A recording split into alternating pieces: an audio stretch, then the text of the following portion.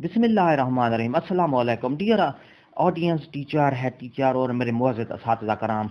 आज आपके लिए बहुत ज़बरदस्त ब्रेकिंग न्यूज़ आई है। असातिज़ा कराम के लिए ख़ास तौर पर ज़बरदस्त खुशखबरी आ गई है। ये आपको मैं पूरी इसकी तफसील वीडियो में बताऊंगा कि कौन सी खुशखबरी है। ये आप हमारी वीडियो देखेंगे तो आपको मालूमात हो जाएगी, और वीडियो को आखिर तक देखेंगे आपको सारी मालूमात मिल जाएंगी। बिल्कुल असातिज़ा कराम के लिए एक ज़बरदस्त खुशखबरी आ गई है। अगर आप हमारे चैनल पर नए हैं तो सब्सक्राइब करें, रेड बटन आपके बिल्कुल सामने, उसको प्रेस करेंगे, उसके साथ ही बेल आइकन का बटन है। और मेरे मुअज़्ज़ज़ असातिज़ा कराम, बिला ताख़ीर हम वीडियो की तफसील की तरफ चलते हैं। हमारे साथ साथ रहें।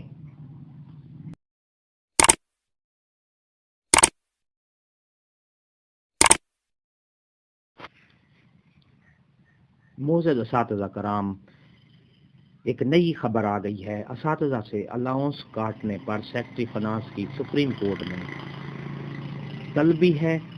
जी हाँ, तफसील के लिए चलते हैं। अदालती फैसला हक में आने के बावजूद कटौती पर सेक्रेटरी फाइनेंस को 2 नवंबर को जवाब देने का हुक्म दिया गया है।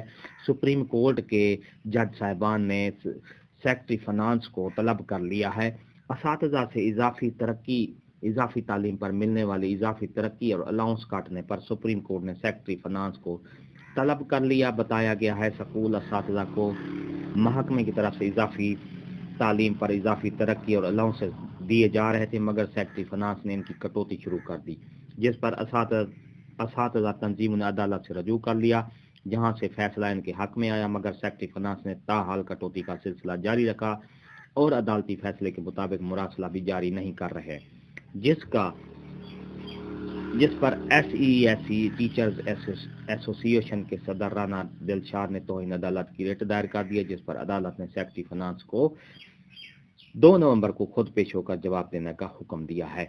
तो जी हाँ मेरे असातिज़ा कराम, ये आपके लिए एक नई और अच्छी खबर है। तो वीडियो अच्छी लगी है तो लाइक करें, सब्सक्राइब करें, रेड बटन आपके बिल्कुल सामने, उसको प्रेस करें,